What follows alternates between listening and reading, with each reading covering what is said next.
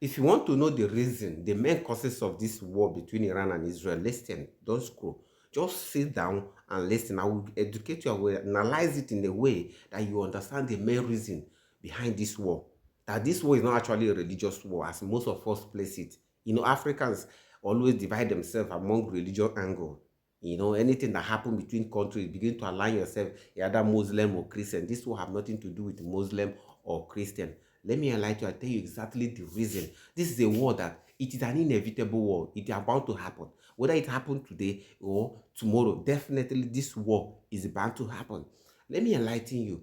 After the end of the World War II in 1945, September 2nd to be precise, and we all know what happened and what actually led to the end of the war, when USA threw that atomic bomb on Hiroshima and Nagasaki in Japan, that ended the Second World War. The world actually come together and said, we have seen the danger of this nuclear weapon.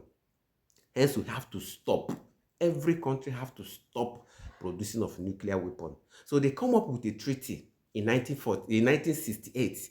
In 1968, they call it Non-Proliferation Treaty, Non-Nuclear Proliferation Treaty, or Nuclear Non-Proliferation Treaty, whichever way you want to tag it, NPT.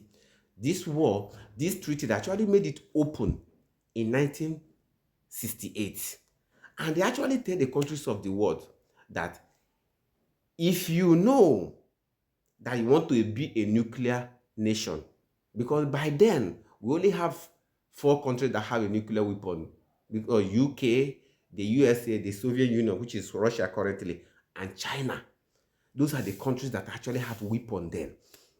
And they said, okay, other countries that have weapon then are India and Pakistan. Pakistan also are part of the country that have, but these two countries say they are not part of this treaty. They are not going to be part of this treaty. You understand?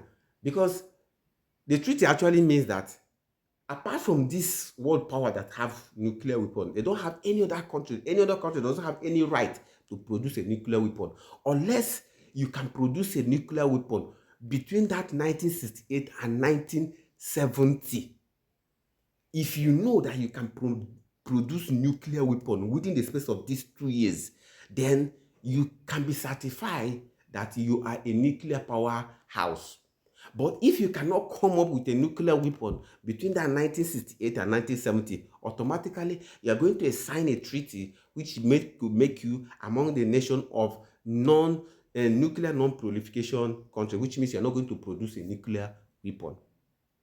All the countries signed, excluding Pakistan, India, and Israel.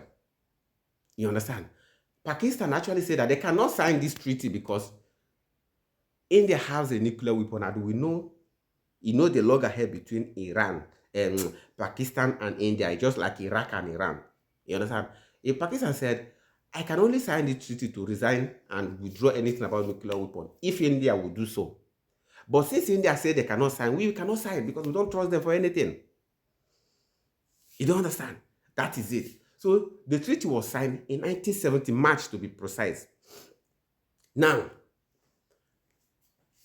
they started organizing this treaty, vigilating countries, because the UN actually map out a body that will be monitoring the countries of the world that are part of this treaty to be sure that they are complying with this treaty which they signed. But they have options, which is let me tag it as a loophole. Let's say, if you as a country believe that you are not going to be part of this treaty again, you're going to give a notice of 90 days that you don't want to. Give them the reason. And which is the reason why North Korea is not part of the treaty today, because they give the reason after 90 days, they left the thing. They left the treaty. They are no more part. Now, Iran started producing a nuclear weapon. And you are a member of a nuclear non-proliferation country. You sign, you're not going to have anything. And they are telling the world that this nuclear weapon is not for war. It's actually for economic development. But the world said, that is not what you said. You say you're not going to be producing any nuclear weapon. And you're still a member.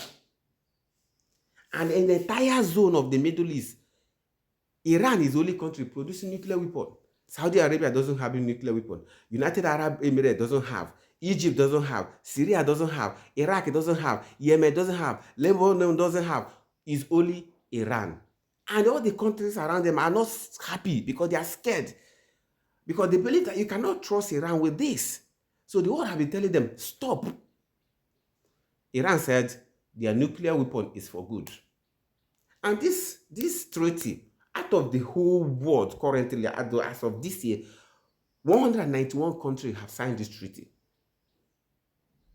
Except Israel, India, South Sudan, Pakistan, and North Korea. These are the countries that are not part of this treaty. All other countries of the world are part of the treaty. Now, the whole world is, as for those, I'm just trying to explain this for those who always say, if you attack Iran, Russia will come in. If you attack Iran, China will come in. These are a member countries, and they know the implication of what Iran is doing. Iran had an option of producing this. Why not, before ahead of time, why not apply that you don't want to be a member of this treaty anymore? But you are part of the treaty, and you went ahead and start producing a nuclear weapon. And when they come for a vigilation, you don't give them access to the vigilation. And you're telling them that the thing you're producing is for good. Who listen to that?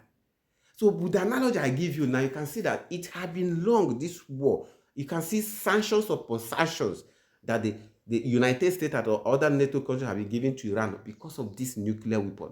And they have said they can never give up. So I'm telling you that this is not a war of religion. This is a war against the treaty or a national peace, as they said.